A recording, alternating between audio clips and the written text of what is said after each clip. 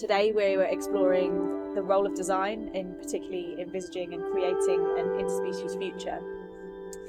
And we wanted to run a physical session, so we ran a making session and asking people to design and make a toy for another species.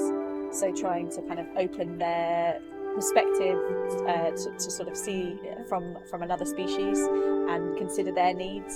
So this sort of shift from human-centered design to sort of more biocentric thinking. And we wanted people to think through making, so we provided them a load of materials and to see what they could come up with. What was really interesting about the workshop was that there ended up being a lot of kids. It was a very intergenerational experience. And again, when you start to think about the design process and how many voices are not in it, how many approaches and kind of hopes and dreams are not in most design process, it was really lovely to see kids actively participating in asking questions around other species and what they might want or play with, and giving them kind of power and agency and real tools to kind of do that with. So that was a real surprise, and it's a really great, I think, experience in terms of the workshop and outcome.